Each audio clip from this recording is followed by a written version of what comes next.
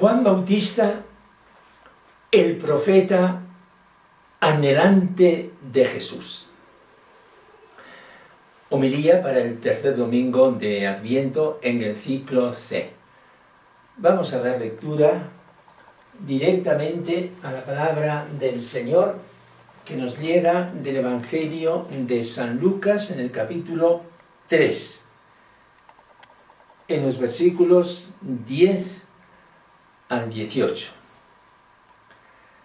La gente le preguntaba: entonces, ¿qué tenemos que hacer?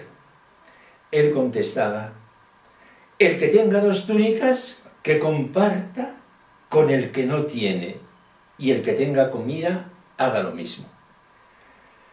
Vinieron también a bautizarse unos publicanos y le preguntaron: Maestro, ¿qué tenemos que hacer nosotros?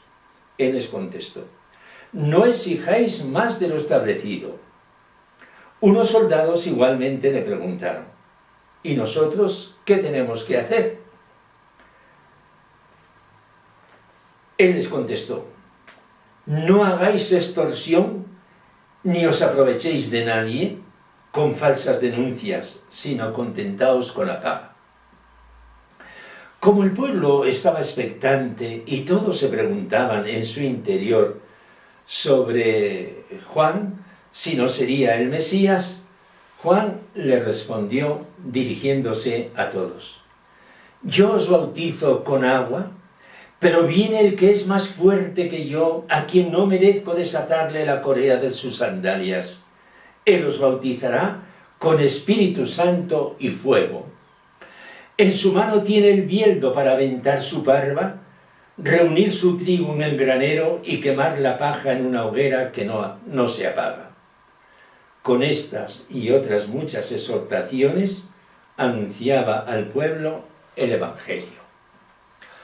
Palabra del Señor.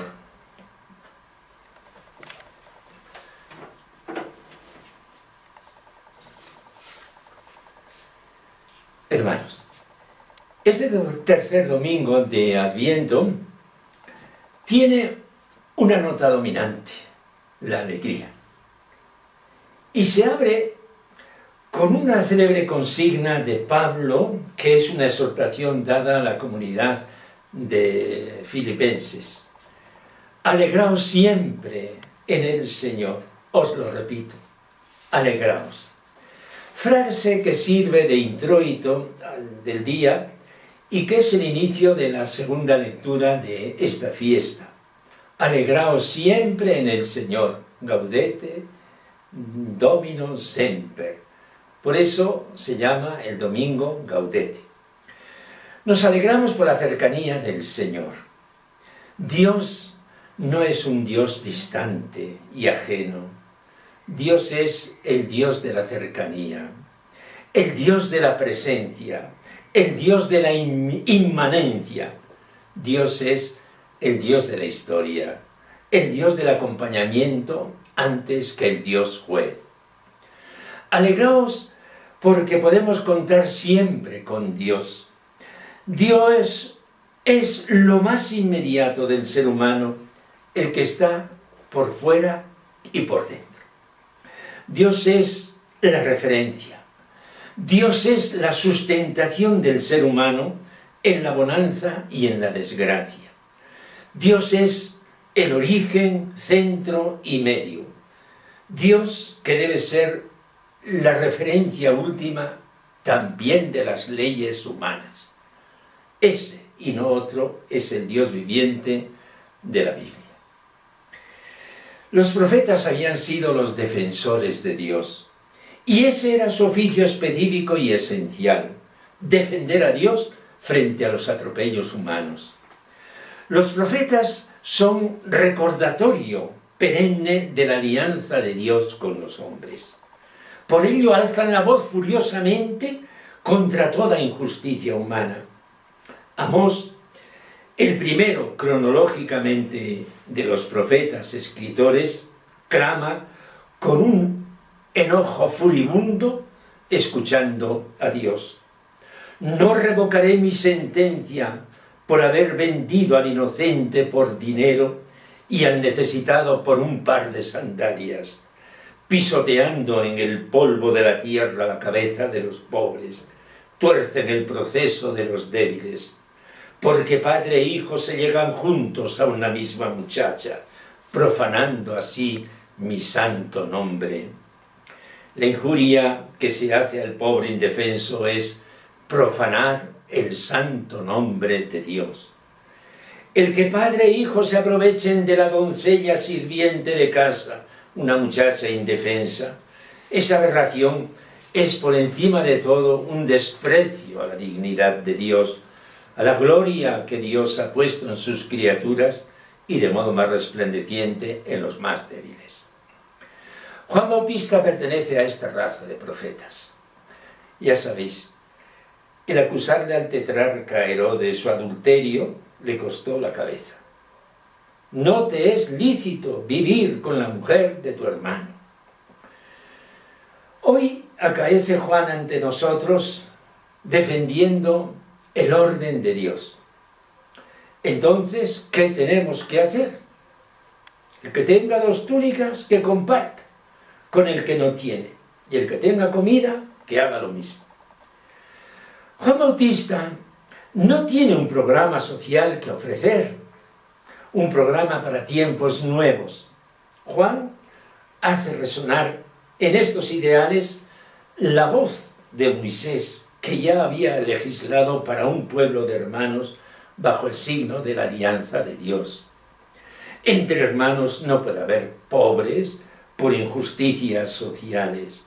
Entre hermanos no puede haber prepotencia, extorsión, corrupción, falsas denuncias.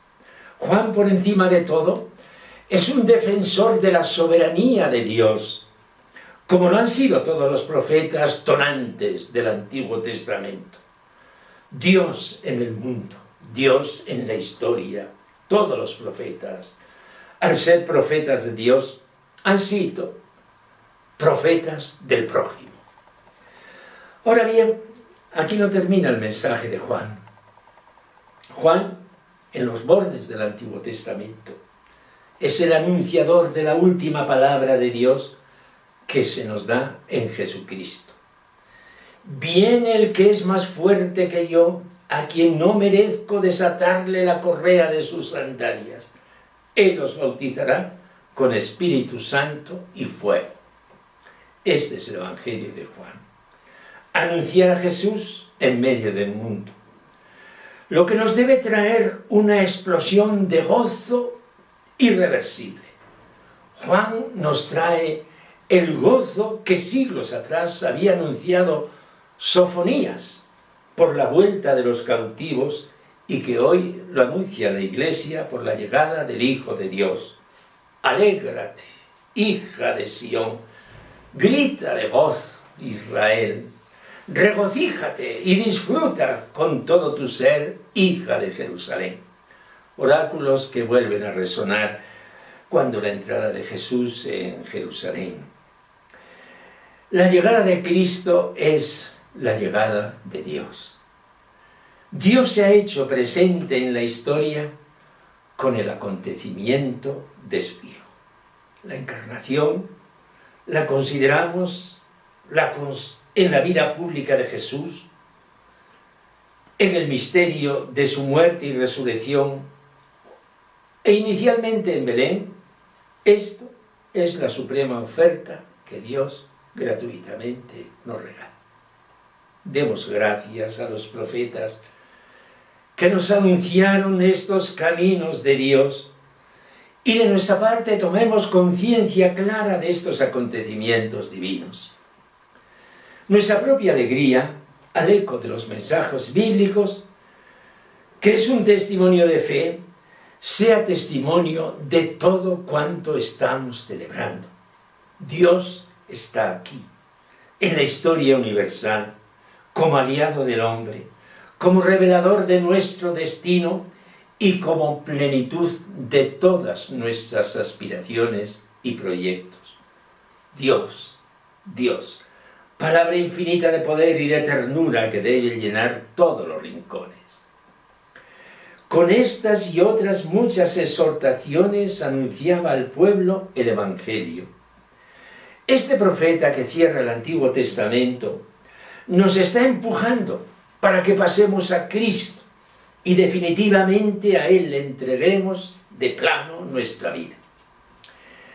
Esa expectación piadosa y alegre, que es la nota externa específica del Adviento, pone todo nuestro ser en trance de esperanza.